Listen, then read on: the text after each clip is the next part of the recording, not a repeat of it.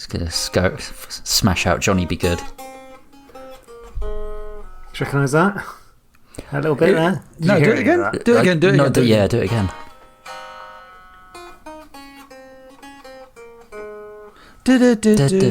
What is that? It's I know a film bit. It's a bit of Human Nature by Michael Jackson. Oh, yeah, wow. that's it, Oh, yeah. okay.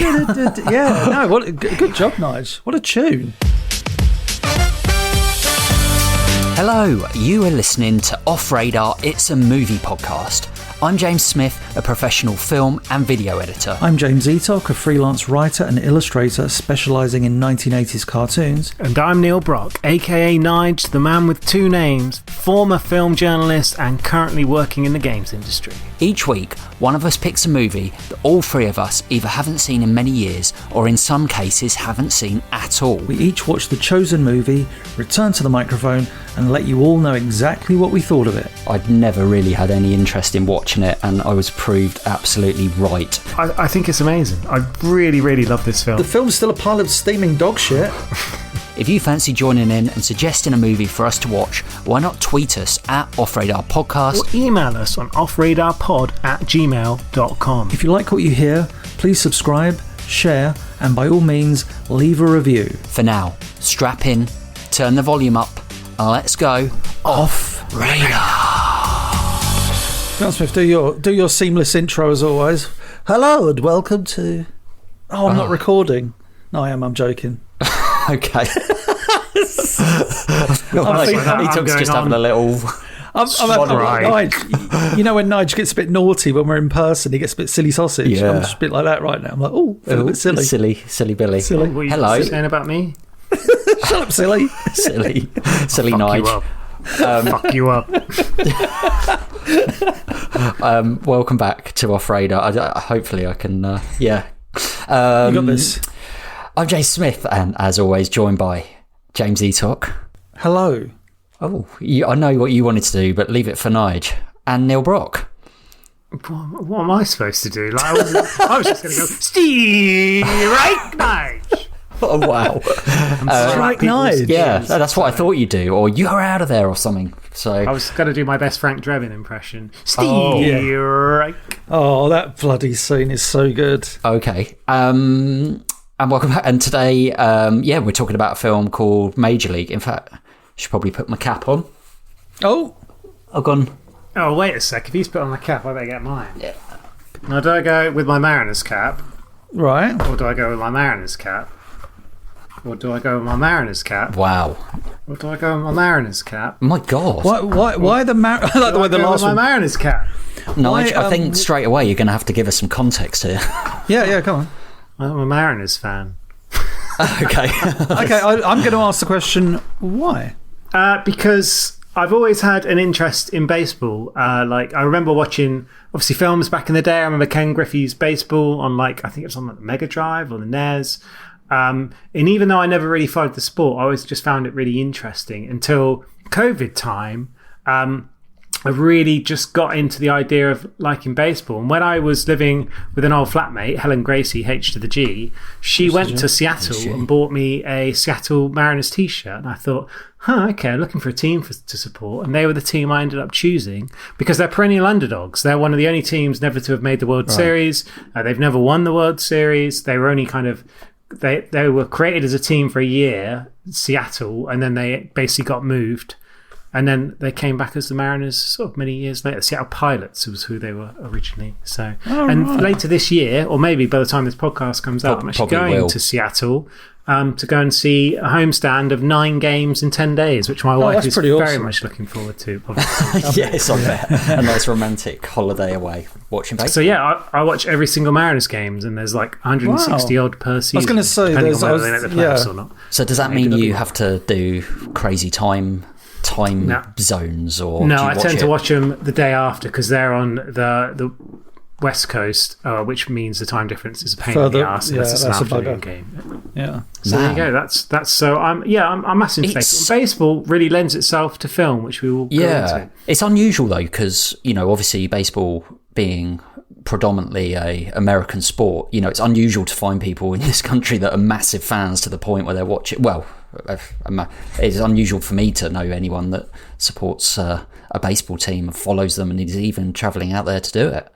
Yeah, I've seen my team's the Toronto Blue Jays. I've seen them twice. Once in the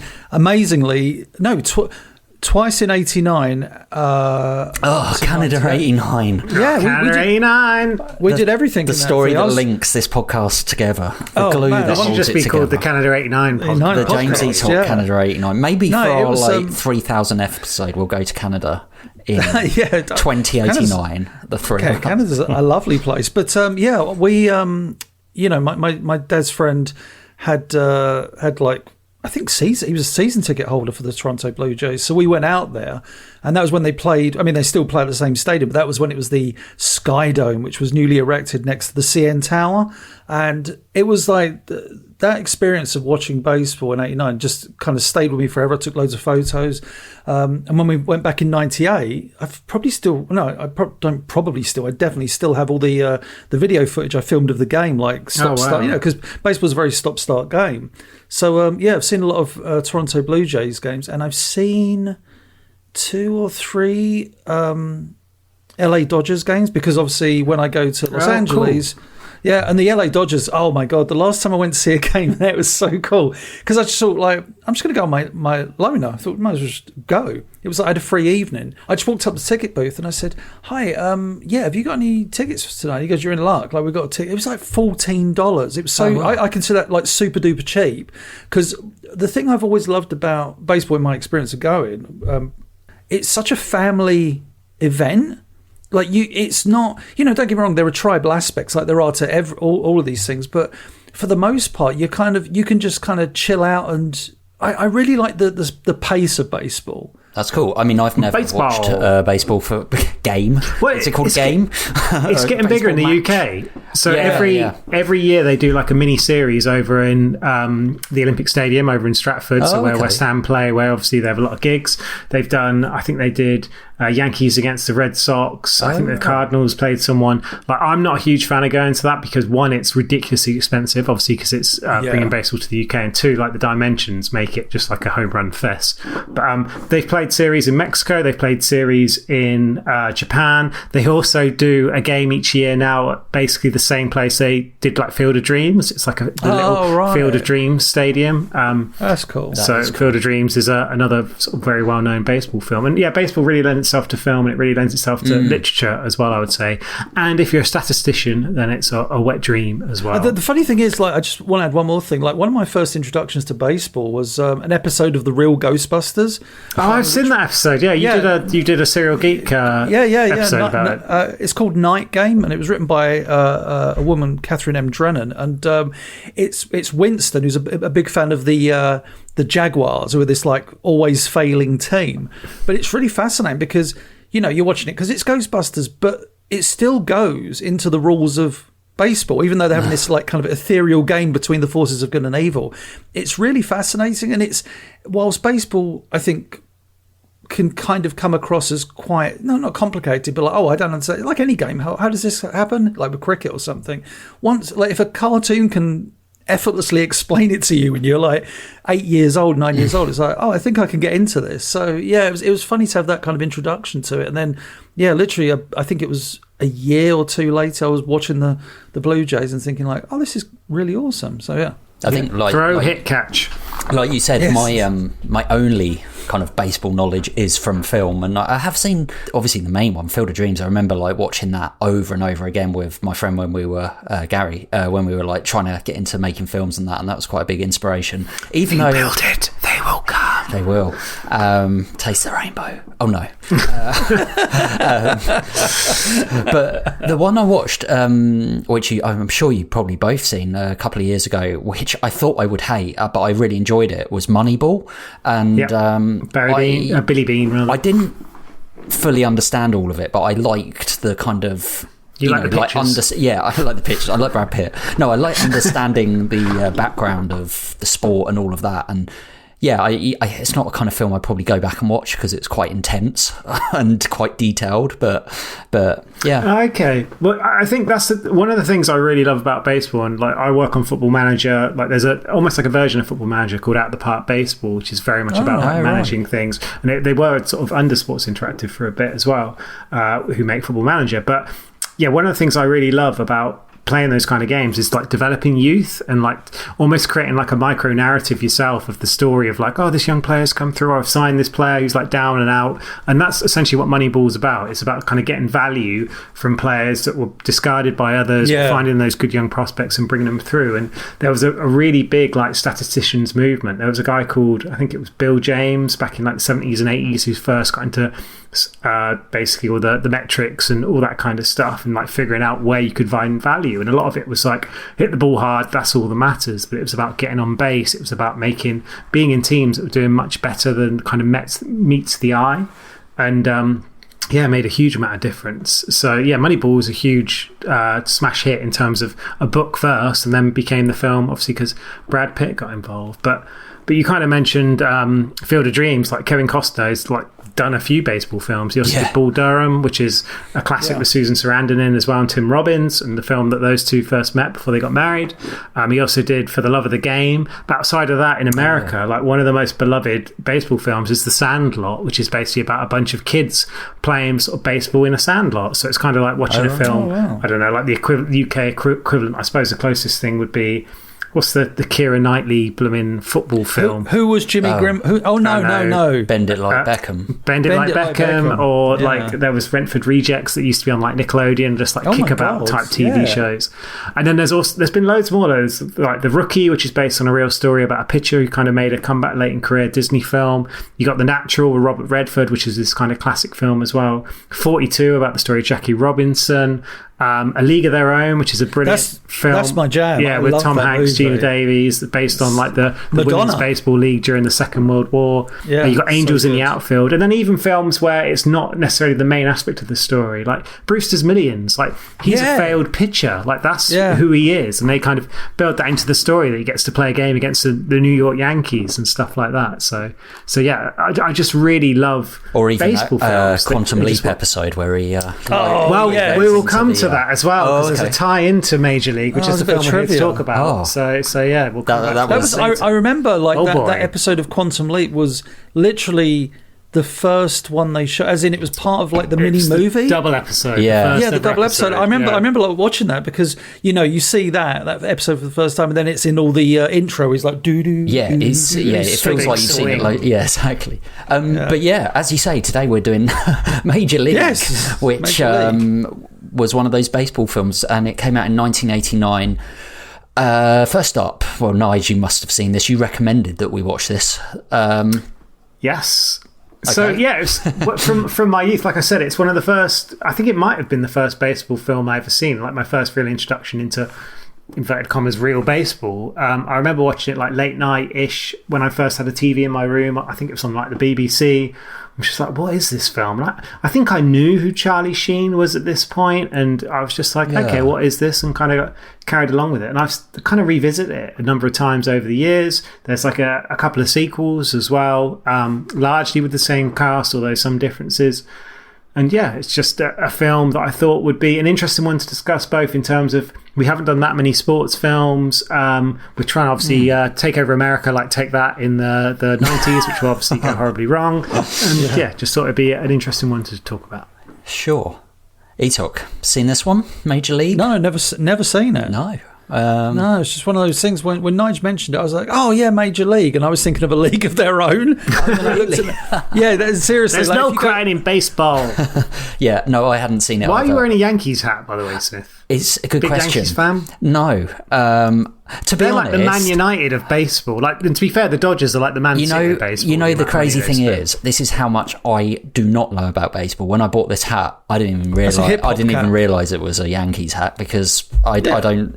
It's just like a cool hat. So, oh my goodness, he saw it in a rap video. So yeah, but it's a good hat, and obviously the Yankees feature in this film. So there we go. Which I did. I'm trying to think what NY could otherwise mean. Nige looks like... I just thought New York, but I didn't realise it was a like, baseball team. With the hat on, Nige looks like he should be in Caddyshack, like driving a big boat. Hey, we're all going to get laid. He does, especially with the Dennis the Menace vibe going down. Dennis the Menace stripes. And my weird little chair. his guitar chair. He looks like this chair. He looks like mischievous right now, like he should be in a Beano comic strip. Yeah, it really does. Mischievous Nige.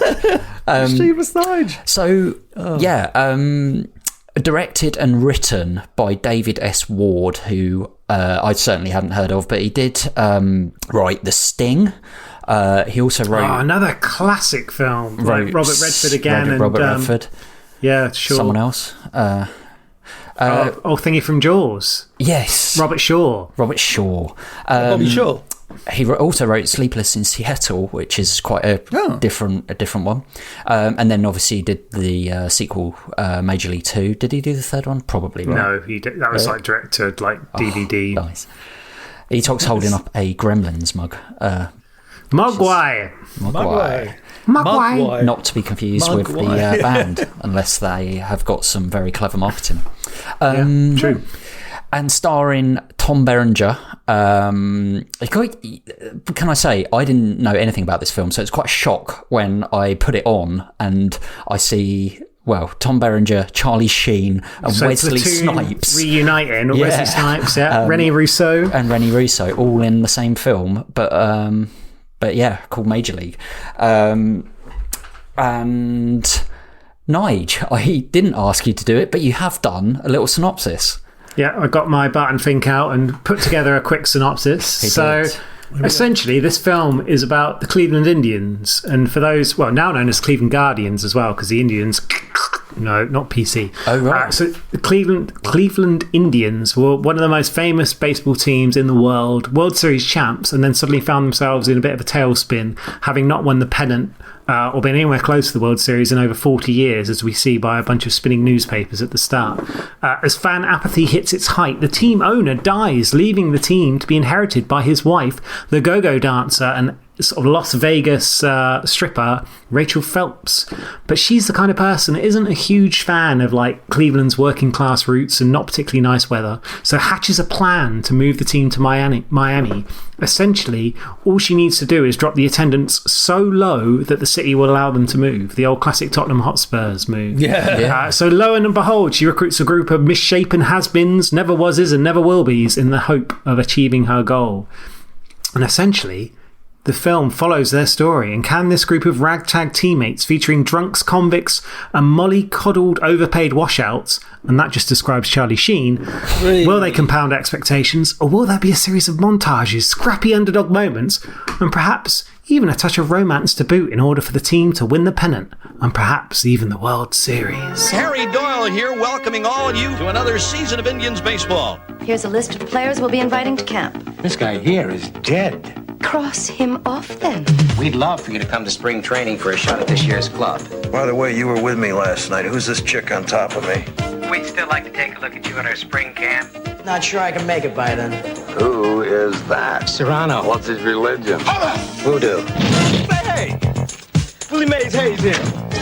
Play like Mays, and I run like Hayes. How you doing?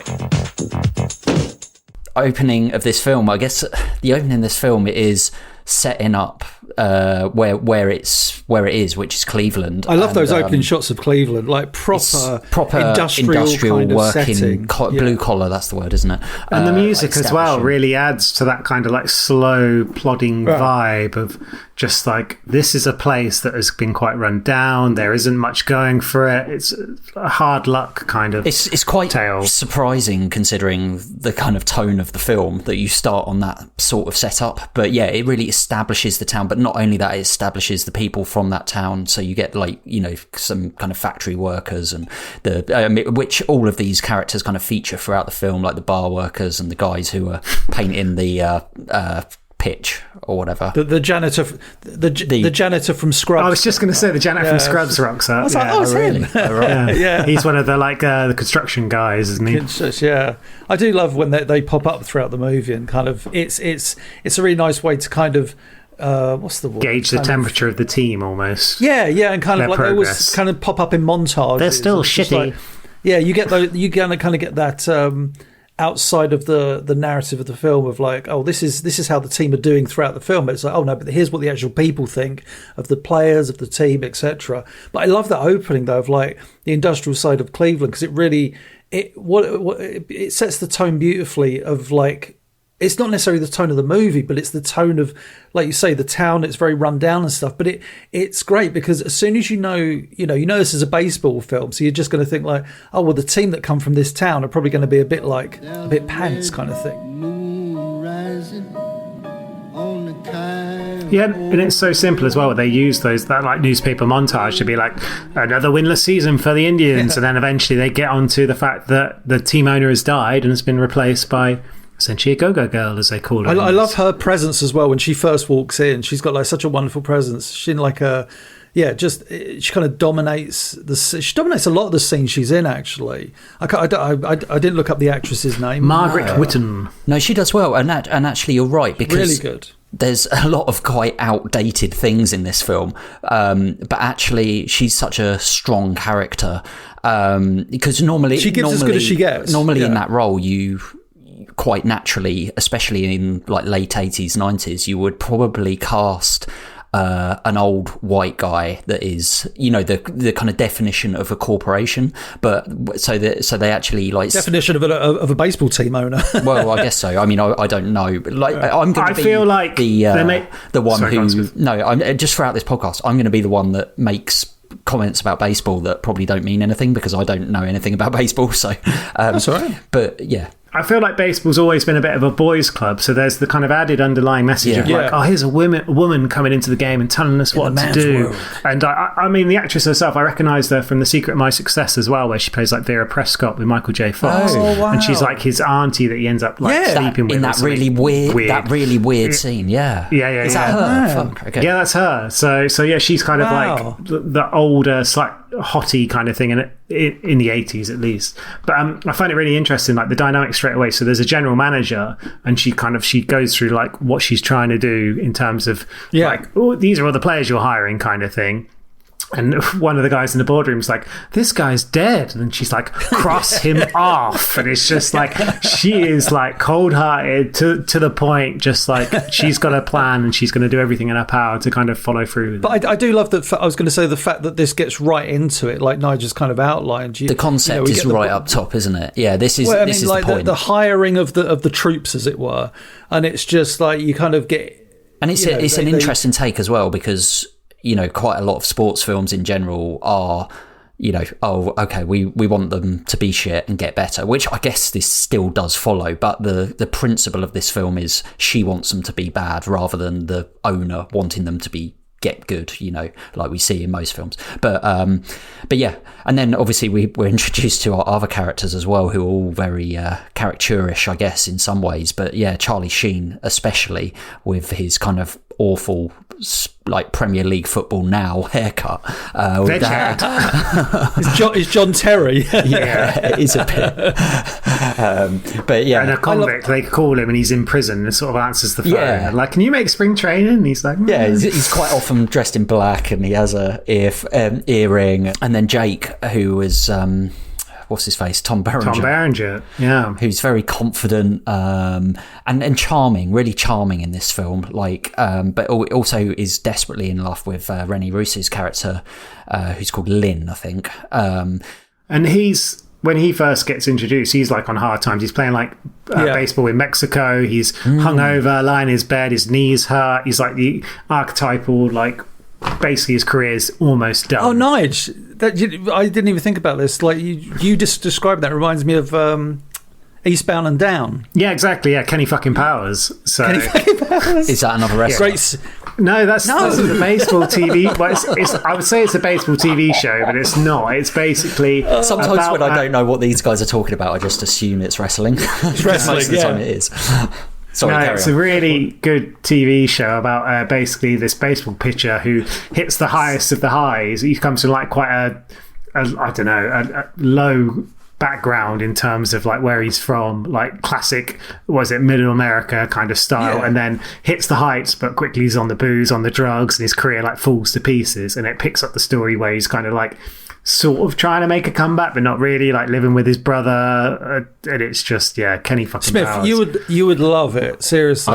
What's the actor's name again? I can't remember. He's in loads of stuff. He's in like Superbad, and he's in like This Is the End, and like Will Ferrell's in it as well. Wow. What's it loads called? of different people. Eastbound. Danny McBride, of course. Danny McBride, yeah. And John Hawkes is his brother, who's really good and in a lot of good stuff. And thing about like not only this film but like Eastbound and Down, it lends itself so well to like so many quotes and so many memorable moments that I think it enters the like lexicon, certainly of like American people, maybe not so much over here, but like it gets referenced so much. And even like professional baseball players reference Major League, they reference Kenny Powers like in like commentary. Like I watched a YouTube video the other day where it was like an he was an Oakland A's pitcher, and he was like talking about how true to life is Major League, and was just like going through the scenes and being like, this happens all the time kind of thing, all the different things in the locker room, how spring training is run, all that kind of stuff. So this film is known as like one of the films by American baseball players. Is very, very kind of faithful to baseball. Yeah, definitely. Like even like the ridiculousness and the fact like people hosing each other and like playing pranks on each other, and even like there's a few bits of trivia that we'll come to later as well regarding this. And I guess that's kind of the fact that you've probably got that commentator, I take it, is an actual sports like baseball commentator, Bob right? Uecker, He's beloved. He sounds like it. He's almost like a cross between, say, like Bruce Forsyth and John Motson in America, in a sense. He's like university love. Right. He used to be on like the Johnny Carson show in the 70s and 80s, and he was like dubbed like Mr. Baseball, and like he did a bunch of blooper shows like Nick Hancock style as well. He actually passed away this just the off season gone, and like there was a huge outpouring of love for him. Like so many people just thought he was great, and a lot of his quotes from this film, like just outside when he throws a pitch like miles out of the zone, has kind of been picked up as part of like common commentators. And he was in loads of different adverts as well for different things, and he's just known and loved absolutely everywhere. You see, and you can feel that because there's often a little nod to the camera when he's on screen, and sometimes it's exaggerated when they're drinking like JD and stuff, but the fact that he's almost looking at the camera and winking while he's giving these lines, it feels authentic, especially when you get the baseball scenes. Well, I was just going to say on that just quickly, like he ad-libbed a lot of it, and then like the difference between this and, was it Andy Gray in A Shot of Glory, like a commentator I was going to bring up, it's a good comparison. A commentator's job, and it's like, not that anyone this feels so smooth and so this is true, this feels so natural, but then fits it perfectly. There's another really good baseball TV show called is it Brockmire, with the guy who does all the voices from The Simpsons. Hank Azaria? Who just Mr. Burns? What's his face? Yeah. Oh, goodness. Hank Azaria. And again, like he's a baseball commentator and an alcoholic, so all sorts of different issues. But again, there's just something about being a baseball commentator, because like you said, that slow pace and the fact they have to be just so descriptive, and there's such like regular beats of like 2-1 or strike and all that kind of stuff. And it lends itself really well. And Andy Gray should be ashamed of his performance in A Shot of Glory. Did you know you can now subscribe to Off Radar It's a Movie podcast on YouTube? You can watch exclusive trailers and listen to brand new full episodes. All links and info in the description down below. Somebody stop me! I was going to say, I love the introduction of Wesley Snipes in this. Yes. Like, and his personality as well. It's like, we're so used to Wesley Snipes. I guess, I didn't see this film. My first Wesley Snipes real film was White Men Can't Jump. And I always feel like I think most people, that kind of personality and attitude throughout most of his films. Don't get me wrong, I'm not saying he's not versatile. Of course, he's incredibly versatile. But I would always, if you say to me, what's Wesley Snipes like as a kind of an actor, I'd always go straight to White Men Can't Jump, because I think it's a great film, and also it's weird actually. When I kind of came out of my Stallone phase, me and Adam were like, right, who are we gonna like watch loads of films. We went to Snipes Snipes and watched as many of his films as we could. Passenger 57, was that him? Most of them were pretty bad, to be honest. Like, like he's got a very bad back catalogue of films. I would New say. Jack City, I remember that, and it was I quite like New Jack City is good. Yeah. It's good. But I would say like he's one of those actors. Not to get into an episode to talk about Wesley Snipes, but he's one of those actors that. He's been in a lot of bad films, but his really good films, I think, are really, really good. Obviously, Demolition Man. One of those, Demolition Man, yeah. That was probably the jumping point from Stallone to Snipes for me. But like this was one of his first kind of major films. He was in like Wildcats, a film with like Goldie Hawn. I don't know if you remember that. Of course I do. But yeah, there wasn't that much. I just found this out. He lobbied for the lead role in the movie The Last Dragon. Do you remember The Last Dragon? My God, yes, of course, I love that film. Oh, he wrote for Leroy Green. Leroy! Yeah, so, Leroy. yeah, he went for it and didn't get it. He was in Bad, the music video, for Michael Jackson, of course, famously. But then after that, this alongside, he did like Jungle Fever, I think, after this as well. But this was Do the Right Thing as well. What I love about Wesley Snipes in this is that he kind of... If you were, I think, casting him after White Men Can't Jump, I don't think you cast him in this role. I think you cast a more kind of, you want a black actor, and it's just like, we want someone who's kind of a little bit more kind of, subdued almost, funny, but kind of not, who has moments of doubt and stuff. I don't think you do it after he does White Men Can't Jump, because you're like, well, that's Wesley Snipes. He's like this bravado and cocksure and all this. Yeah. In this, he's confident in himself, but he has those doubts, and he's vulnerable. That's the best way to put it. And I just love that scene where he wakes up, and he's in the bed outside because they basically kicked him out, and he wakes up and he's inside the bed. He's in bed outside of the training session. Wakes up in his PJs and just outruns everybody in training. It's shit. I've been cut already. Yeah, exactly. Yeah, that's it. But he just bombs past every. It's such a really good scene. Just quickly on Wesley Snipes, it's interesting you say like he doesn't get cast in this role. He was the only cast member not to return for Major League 2, so they recast the role. Oh, they recast the role. Who do you think they cast in that role? Like a late 90s, early noughties actor. Black actor, I'll take it. Yes. Hang on. Bear in mind the criteria that Etok just said as well, that he would expect to be in this role. Obviously, Denzel was too big. Yes. Denzel was too big. I'm thinking, what's the guy who's got the 3-barrel name who was in Spawn? Probably not him, though. No. Go on, Nige. It's Omar Epps. Oh, wow. Omar Epps. Yeah. So probably best known for maybe like Higher Learning. And then being in House for quite a long time as well with Hugh Laurie. Oh, wow. Omar Epps was in bloody Major League 2. And as this character, that's crazy. Yeah, but they had Willie Mays Hayes. Willie Mays Hayes.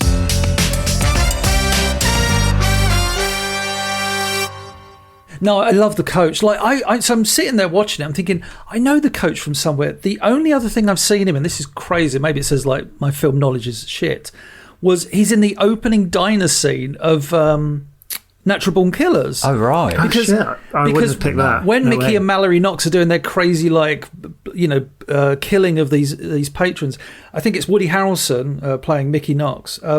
Cuts like the guy's finger off, and he makes this like weird like. when he screams.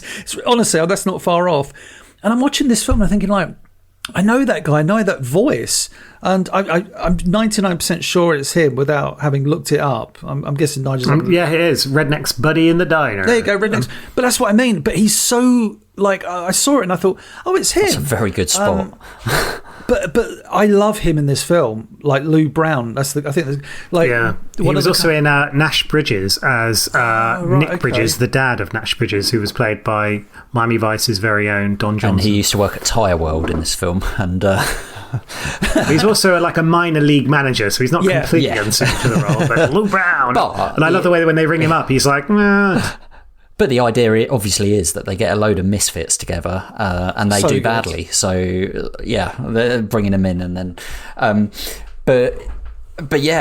we get these kind of like first like kind of drills, I guess you kind of mentioned that, but yeah, the music is pretty, what's the word, quite cheesy and ploddy to begin with, I would say. It works for 1989. Yeah. Oh yeah.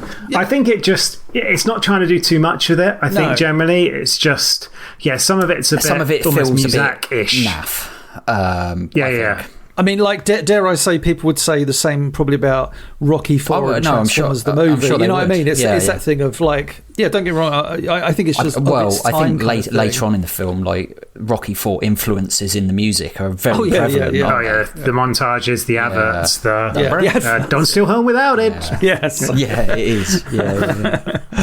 But it's basically it's like the trial days. Spring training is just figuring out if the players are good enough to make the team for opening day of the season. So Lou Brown's giving them shit. There's some of the returning players who still have long contracts, and one of them like kicks up a fuss. He's like, "Is it my contract that I don't have to do anything?" He just throws his contract on the floor and just pisses on it. And it's just like, you can tell this is not a serious film quite early on, even if it's like everyone's playing it straight in the film. There's no one who's like, "Oh, I'm a comedian." It's all just like playing it straight. There's just funny situations. They don't. It's kind of like, it's a weird one because it's almost on the edge of spoof, but it's not going to the Leslie Nielsen like silliness in the way it's acted. So you're right, because some of it does feel like the guy with the shrine. You know, that feels like the witch doctor guy. Like I mean, it's obviously Serrano. It's like massive stereotypical kind of the way it's kind of He's portrayed. Voodoo Man. I know, but it's almost on the edge of what would be acceptable now. If you put that in a film, it would be like.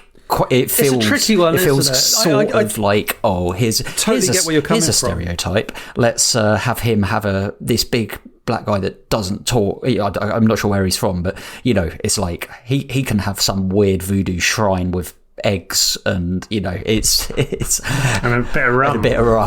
But so there's like a really common amount of players who come from like a lot of like, I guess almost like the Central American countries like Dominican Republic and Cuba and Haiti and places like that actually make it in Major League Baseball. So he's just a prime example of someone who's come from that background. And you kind of got his contrast of being voodoo, which is a bit ridiculous, versus like one of the pitchers, the old greaseball pitcher who uses like Vaseline and stuff on his balls, is very like, oh Jesus Christ, it's my man, and just like thinks voodoo's a load of nonsense. So it's quite interesting how they kind of play on that dynamic. But you're right, it certainly stretches the realms of believability, but it's all, like you say, it's just that right side of being believable. I think it's one of those things you always run the risk when you have a wide, like an ensemble, as we like to say, when you have like a big cast like that, you have to give them kind of very strong characteristics, at least the lead characters, because otherwise they just all become one or fade into the background. So by kind of amping up their personalities or what defines them as a character, you run the risk of always kind of slightly edging into, like you say, kind of parody and stuff. It's like, oh, this guy, I'm sure when the guy wrote the kind of script, he's like, right, this guy's a witch doctor. And then it's like, yeah, but in order to convey that in the film, we really need to kind of amp it up visually with the actor and everything and people around him. So when you kind of elevate those characters, you do run the risk of, oh, this might go into parody territory. But I think Nige said, it's played straight. That's the thing that I think makes it so good, is that, I mean, let's be honest, like Charlie Sheen is, I thought he was going to be like the funny one in the movie. It's like, he's like, unless I'm misremembering, he's deadly serious. Deadly serious throughout. Like, it's funny, who's the guy, Dawn, the kind of player. Roger Dawn. So he's... the player who's kind of come back to the team after being there for a few seasons, got a big contract, but he's kind of like at that stage of his career where he doesn't want to get hurt. He's more interested in the money. And obviously you've got this brash upstart coming through in the shape of Charlie Sheen's character, Nick Vaughn, I think it is. And he just sort of, he's a young and I'm going to rib him kind of thing. You do not want to rib an ex-con who... Yeah, exactly, yeah. But I love Roger's character because it's that thing of, again, it's a really nicely defined character that he's the one that kind of upsets the apple cart. Like you can tell all the other players kind of like, oh yeah, he's there and he's good, but fucking he's an asshole kind of thing. And that's what I like, what he brings to the role. It's like almost like an entitled, well, I was once this fantastic player. I've been here longer than anyone. Like Nige said, he's had his contracts go all these years. So all these new kind of players, he looks. I mean, that's the thing. He looks down his nose upon everybody, which is, I think, a really good. But that's the thing about this movie. Again, it's you see his character grow throughout the film, and it's just like one of those things of like, oh, I thought he was going to be that character throughout the movie. And it's not to go ahead of myself in the review, but it's one of the strengths of this movie is that all of these characters, and like I say, it's a lot of them, all see a growth in one way or another, except the villainess Rachel Phelps kind of thing. She's like the baddie. This is the thing, like the spring training really outlines all their like character flaws. Yes. So you've got Vaughn, who's a great, like really quick pitcher, but's got no control. You've got Jake Taylor, the catcher, who's the leader, but his knees are shot and he can't really throw anymore. You've got Serrano, the sort of Dominican Republic guy who hits massive bombs but can't hit the curveball. Yeah. We've just spoken about the character who's like, he's come back, but he doesn't want to get hurt, so he's not throwing himself in front of the ball. You've got the older pitcher who's basically run out of arm strength, so he uses like junk and cheats his way by throwing it any way he can. You've got Willie Mays Hayes, who's quick, but if he tries to hit the ball far, it just goes straight up and he gets caught straight out kind of thing. They've all got these very, very obvious flaws, and it's like, wow, if they could manage these flaws, they wouldn't be playing for this terrible Cleveland Indians team. They'd be playing for a much better team.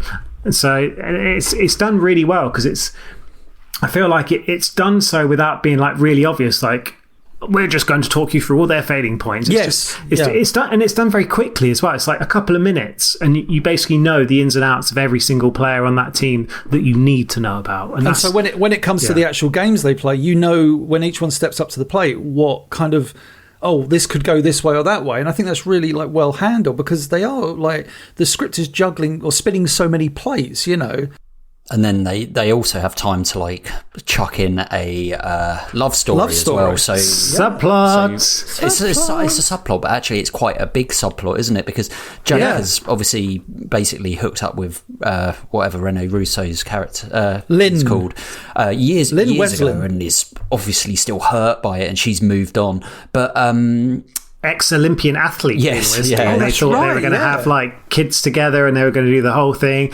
But Jake was a bit of a player. But there is a really a scene I really liked where he visits because they've already met, and he meets the new fiance like a restaurant. Well, he follows her home thinking it's her. Yeah, but what I was going to say is the scene you're about to say, is the dinner party scene where he arrives, he thinks is her house, and it's actually like his house, and it's like got like all this like art on the wall, and he's a bit of a knobhead, but he's power move to invite him into the party. But he's like. He's almost like, in Mrs. Doubtfire, he's what Pierce Brosnan's character. Pierce Brosnan, yeah. Without, Pierce Brosnan's character in that is actually, he's all right. He's an all right bloke, but he's kind of what I felt he was like when I was a kid. You know what I mean? Like, I know what you're saying. And this character is like that. He's like, come in an attempt to kind of show you up, but actually, look how great it kind of backfires, because Jake gets on really well with pretty much everyone, and one of the charming, it's just so charming, and one of the women actually kind of fancies him, and is kind of like, and the husband to that woman, she's got a Janine look about her. She does. It smells. But it's a really good scene, and also a lot of that scene I noticed in the library, which might have come just before this actually. There's a load of like tracking shots, which is quite unusual, because the rest of the film it's not shot like that at all. It's very like, obviously the baseball scenes feel like I'm watching a baseball match, but when we're in this library, it almost comes it's like, I don't know, Ghostbusters or something, like all those like tracking shots around the books and stuff, and I didn't, it was just a very differently shot scene to everything else. I think they're obviously that's bullshit. I had a much better body than she had. That's a quote Nige always uses. But like the you're right about the way that was filmed. Looking back, it's like and obviously it's because they're trying to almost tell a different part. You know what I mean? They're trying to kind of single this out as like, this is the love part. So I think maybe I need to go back and revisit all the kind of scenes between them, because obviously there's a few more throughout the movie. I just wonder if they use a lot more kind of classical romantic movie shots kind of thing, like a tracking shot is typical of that. That's really fascinating. Well spotted, Smith. Well, it's really interesting. You said right at the start, I had no idea the director also did Sleepless in Seattle. And you can kind of see, it's clearly something that, well, he has a big skill in. So yeah, for whatever reason, I feel like, especially in the 80s as well, it could have quite easily been a throwaway character in terms of Renne Russo's role in this. But I actually think they do it quite well. Like, she kind of, spoiler alert, she kind of submits in the end, and I feel like maybe he doesn't really deserve that. No, but I agree. like, you actually, her character, you feel a lot about it. She's kind of got a little bit of an edge to her. Like, it's not just a throwaway, oh, here's a good looking random woman, we'll just throw her in there in the 80s and whatever, big boobs, yada yada yada. It's like, no, actually there's substance to her. Like, Jake kind of has to work at it, and yeah, she's really strong in this, and it's surprising because it is like a boys' toys kind of film, really, isn't it? So there's one scene. I mean, Rachel Phelps, the owner, is in the locker room. Right, one of the rare appearances she's in the locker room. It's like, so weird. There's naked guys and stuff. But like, taps him on the cup on his, and he's there's all like, touches she's Wesley like clearly Snipes' head, just like she's clearly. I love it though, because I really think her character is great. She really power kind of dynamic is power amazing. dynamic. She runs things, and she knows that. She knows she can do whatever she wants in there. She knows that they all probably can't stand her. But there's one bit when she looks away or something, they all do something. It's either they all like give her the finger, they all give her the finger, and then she turns around and they're all like, but it's how that made me laugh. The fist. It's how quickly. No, not how quickly. The sound of them all just doing it as well, and then but it's like it is so funny how in sync they are. They all kind of like do it at the same time. It's so, but it's a complete comical moment, and like, you know, it's not in the world of realm of reality to be that in sync, but it made me laugh so much. I had to watch it a couple of times because it's so instantaneous, and then equally like, no, we weren't doing anything. I really love that scene. And off the back of this, maybe it's a bit later actually, when the coach, whatever his name is, comes back, he basically figures out what's up and goes into the locker room. Well, the general manager tells him, basically, he lets him in on the secret, because the general manager is on the player's side, but he's kind of like trapped in the boardroom and everything else. And he explains it. So it's just it made me laugh, this scene, because he obviously tells the guys in the locker room, and I think he says, you know, what are we going to do? And there's only one thing left to do. I'll insert the clip. Well, then I guess there's only one thing left to do. What's that? Win the whole fucking thing. Just because there's quite a long pause, I thought, is he going to just say win like Rocky 2? And we go straight into a montage. Whisper it in her ear. Win. But we don't really get a montage, like, because, you know, it goes Rocky 2, but we get a montage of playing rather than training. You know, it's like, right, we're straight into basically them, like, really bloody trying, because they want to win the whole thing. At this point, I think, you know, we talked about it a little bit earlier. You get that kind of Rocky 4, almost, the music in it, like you said, with the paper stuff, the newspaper stuff. But actually, even just some of the chords in the music sound very Vince DiCola of Rocky 4. And it's like bow bow bow. Just bow bow bow. But yeah.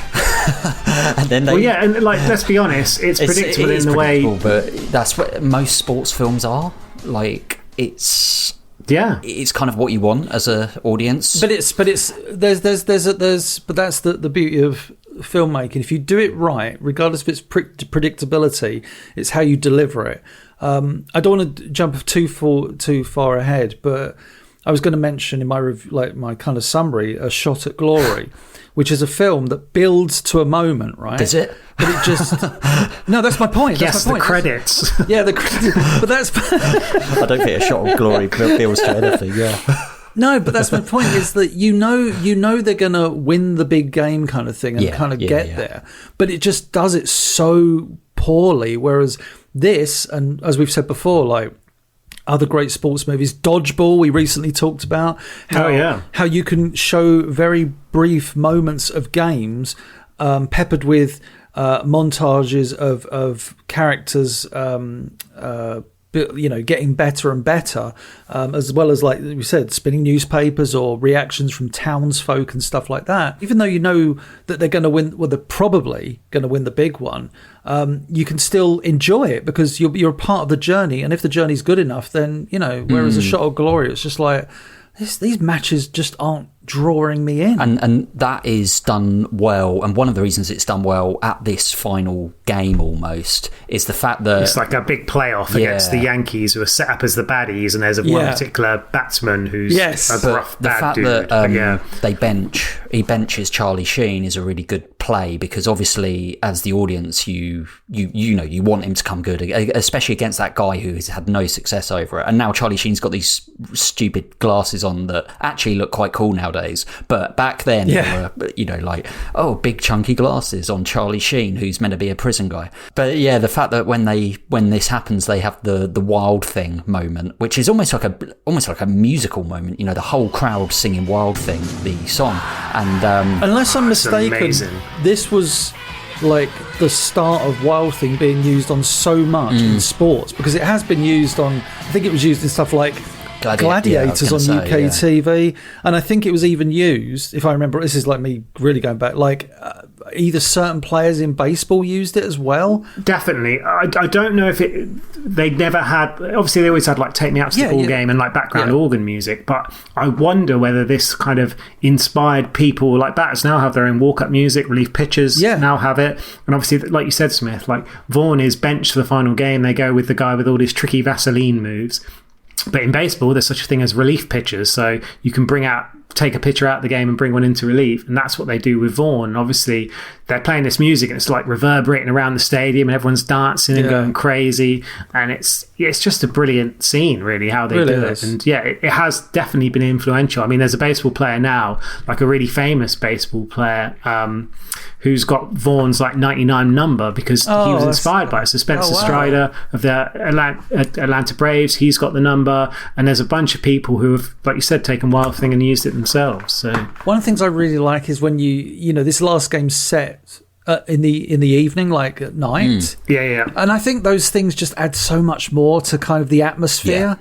Because it's almost like the lights and the black, the lights and I've been to see baseball games both at day and at the night, and the night games are always so much more atmospheric, and I mean, especially when you see a game during the, you're in Los Angeles and watching a daytime game, you get burnt. I can imagine. Lest we remember when we went to see Wimbledon. When we went to watch Wimbledon, and sun cream in the eye. But it's hard to do crowds in movies, let's be honest, because like even in Rocky 1, if you watch Rocky 1, you can kind of see that a lot of it's blacked out around the top because they couldn't get a crowd big enough. For this, it was actually filmed in Milwaukee, which is where Bob Uecker, he was a commentator for them for many years. So they had to do that, and like the scenes at the end, you're saying like all the team are kind of in their big jackets and stuff because it's nighttime, it's cold.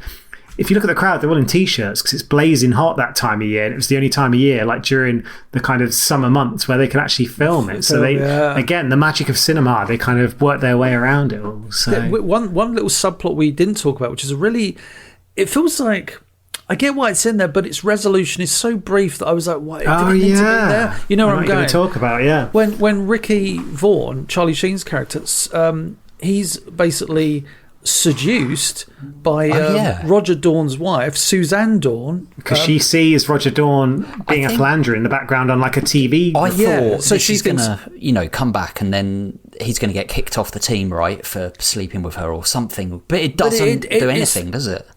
There's one resolution, there's a little bit, which is cute, but it's I was expecting the resolution, or not the resolution, but I was expecting it to rear its head during the game, but it really doesn't. Like they're in that final game together, and maybe that's part of the kind of the point of the story, is that regardless of all the shit's going on, they are still a team, and that was the whole thing. They are built to be this kind of winning team, which they do.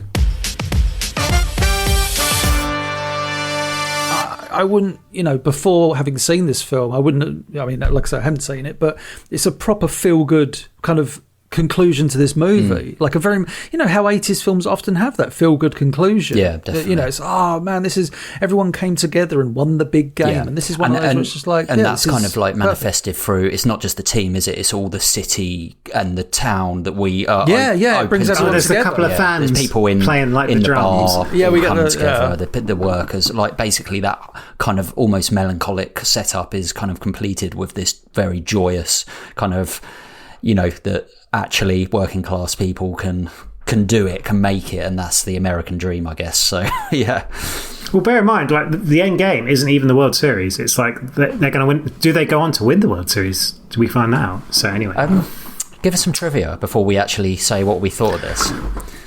Well, yeah, I've got quite a lot of trivia on this one, but I've sprinkled little bits in as we've gone on. But one of the big ones, like David S. Ward, who obviously wrote and directed this film, is actually a lifelong Cleveland Indians fan. Okay. And his inspiration for creating the film was he actually thought the only way he'd ever see the Indians win anything is to just put it in a film. So it'd be like, a Newcastle United fan creating a film about perhaps Goal, for instance, that wonderful film.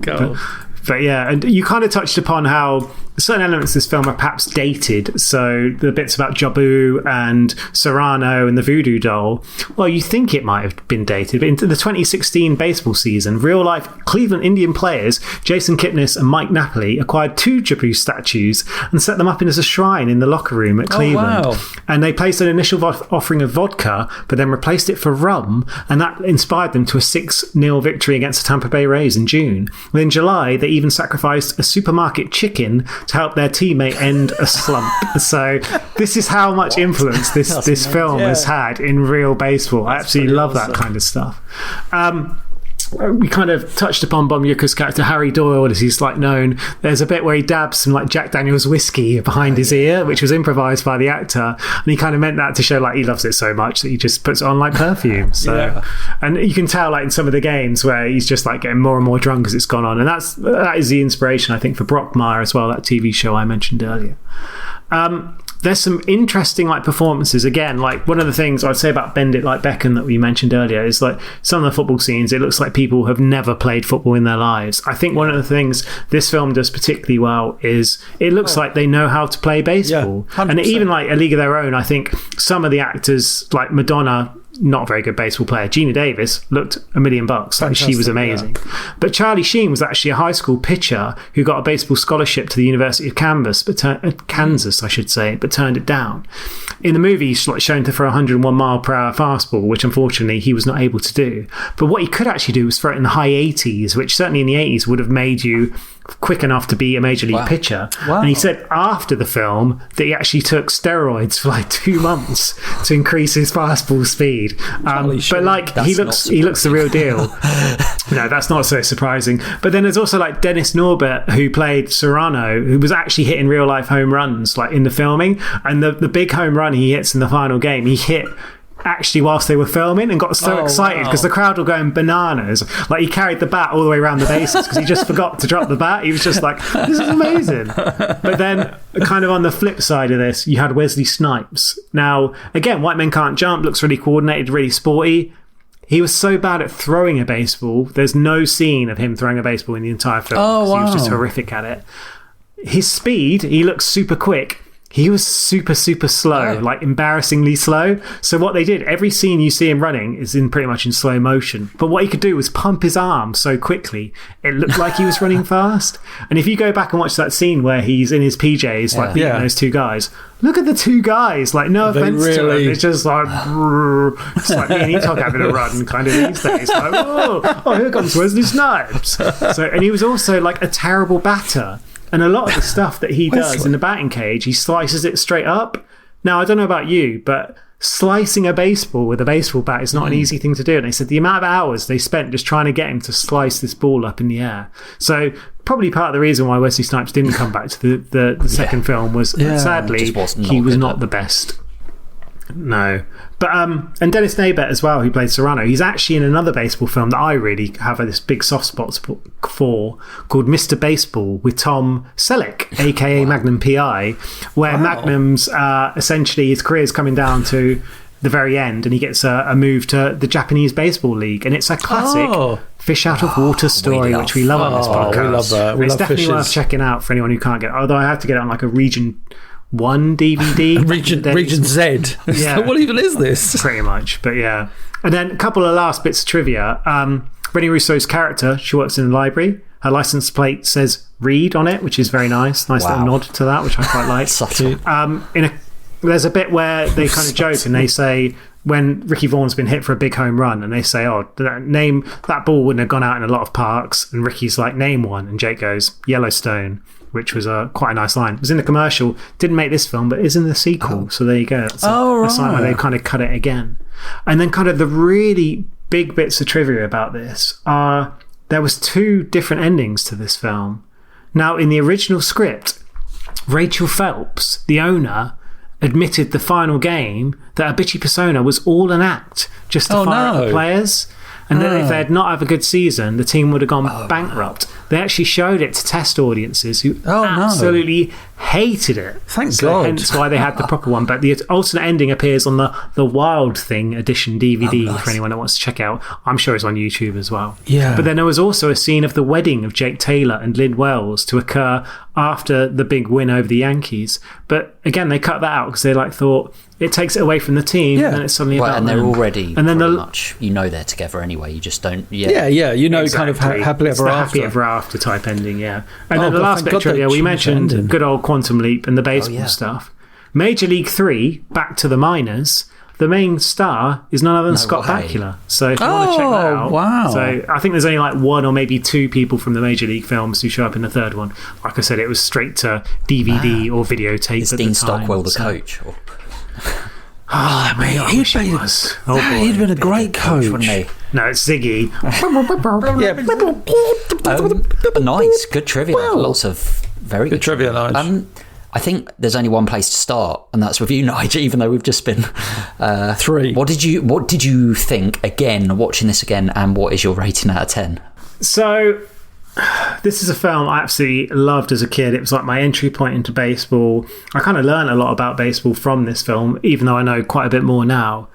But now I know more about baseball, I've really got to point out all the flaws, and really, there's none. Because I love this film. And I'll always love this film. I thought he was going to do a Nige twist, and then he double twisted. What is it? It's like 90 minutes. It's so easy to watch. Yeah. But I could watch this film any day of the week. I didn't even really watch this film in the lead up to this because I've seen it so many times. I know it off by heart. But I love it. And I recently watched the second one as well. Not so good. And the third one. Oof.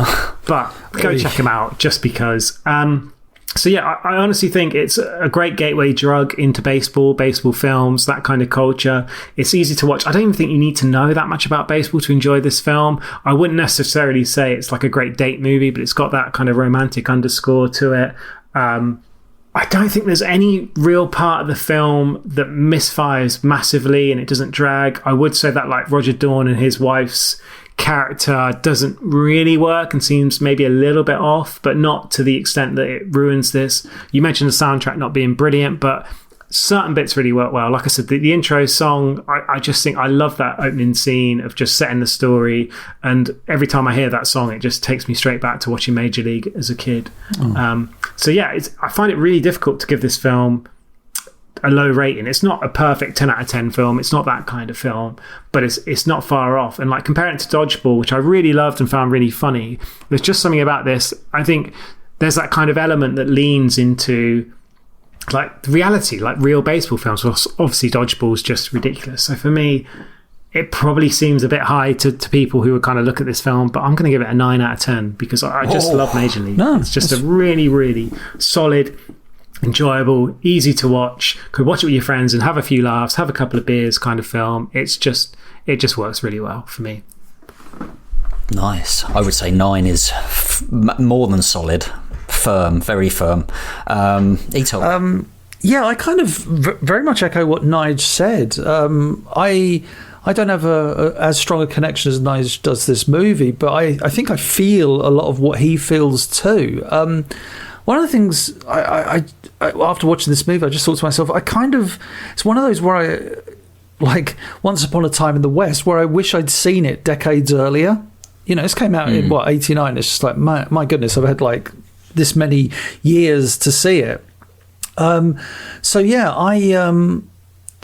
I wish I'd seen it a long time ago, because there's so much about this movie that I really love. Like the only negatives, again echoing what Nige said, is just the love story, and it's not even that bad. It's I guess because it's such a strong sports movie, it does feel a bit forced in, but at the same time, it does build those characters. You know, I think they've got good chemistry on screen as well. There's some really good kind of very 80s romantic moments. Smith talked about the camera work in the library, which I thought was and you could accuse this film as kind of suggests as being somewhat formulaic. You know, build a team, watch the team play, montages, way we won. You know, but at the same time, it's again, I said earlier, it's how you do that journey, how you create that journey, how you write, how you act, how you direct that journey.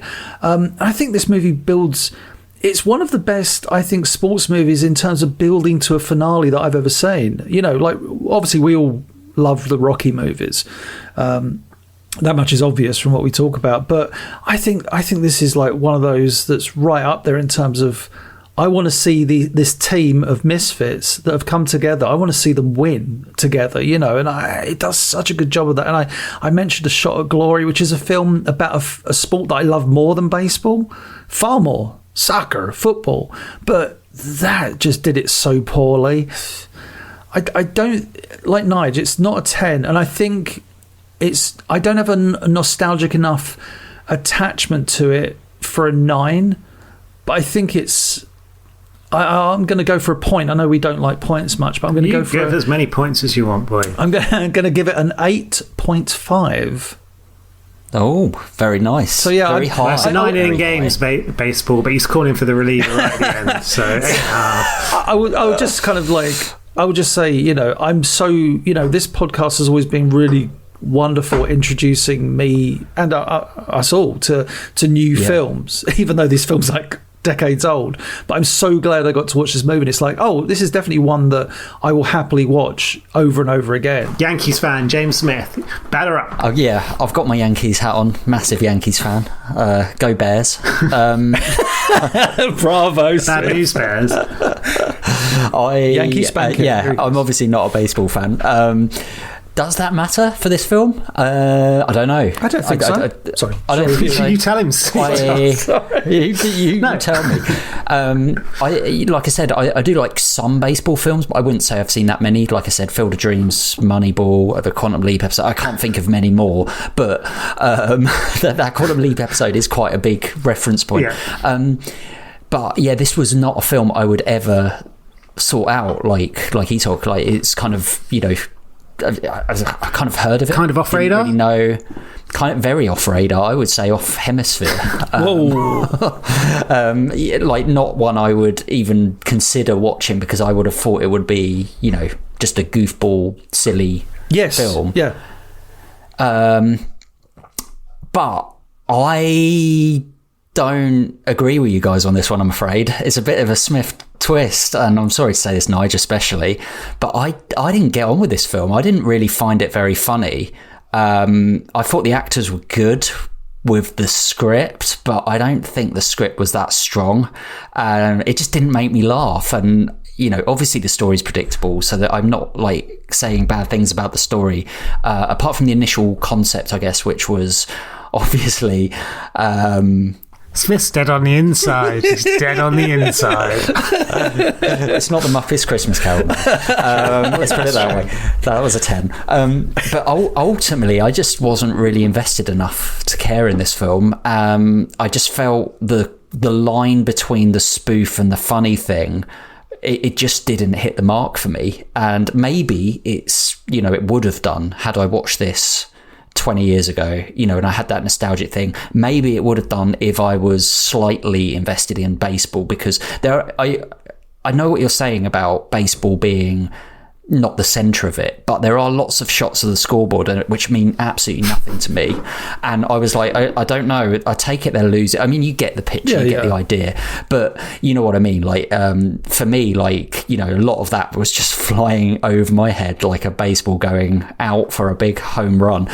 You know, so Smith, you're a liar. You clearly know baseball. Yeah, I was going to say, that was just like real life commentary. That ball is going out for a home run. That's going out for a home run. I'm going home for a run. Strike the 4. Home run.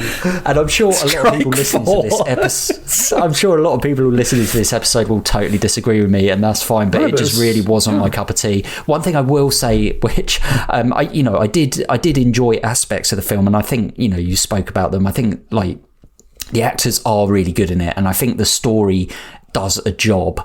It took me along that story, but I actually felt it was too long as well. Like you said, it felt like 90 minutes. Really? I wanted it to end. God. Wow. The one thing I would say was done really well. The slow-mo was brilliant. It felt like they shot that like, I don't know, 1,000 frames or something. And for the 80s, slow-mo looked really shit. Yeah. Like even in Rocky, sometimes it looks ropey. In this, they shoot the slow-mo really well. But yeah, not a fan of this film. I'm sorry, but yeah, it's a 5.5 out of 10. It's not the end of the world. I think that might even be a little bit generous. Oh, sorry, mate, but I do wonder if it just didn't. I wonder if you have to. Is it a film that you need to have some sort of love of baseball? Well, like I said, maybe. when I first saw it, I knew very little about baseball, and like beyond like computer games, and even then, maybe I'd played computer games after I'd seen this film. I just found it you're right. I just felt the characters were all a bit just cringe for me. Oh, Smith! Oh man, sorry, but they. That's my new thing now. When someone like Wesley Snipes said, I'm bad. Yeah. You know it. You know. So there you go, a Smith twist, just like Nige did on. I can't even remember everything. A few films recently, but yeah. But anyway, it doesn't matter what we think because British people. No one cares what British people think about baseball. So. That's true. Yeah. Get in touch. Email us on offradarpod@gmail.com. Tweet us, X us at offradarpodcast. Let us know what you think about Major League. What's your favourite baseball film? Yeah, tell me one question that I should watch next. Like I say, I have watched baseball. Anyway, so you can lambast it on this podcast. No chance. I'll tell you the worst one I can think of. Major League. No, James Smith's Baseball Party House. James Smith's Baseball Home Run. Okay, there's a film. And we'll speak to you next time. Bye-bye. Just watch that Connor Leaf episode again, Smith. You know you want to. Yeah, I will. Oh boy.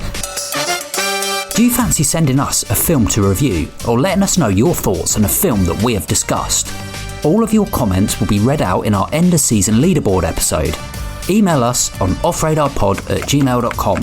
Tweet us at offradarpodcast. Message us on Facebook. All links and info in the description down below. Do it! Do it!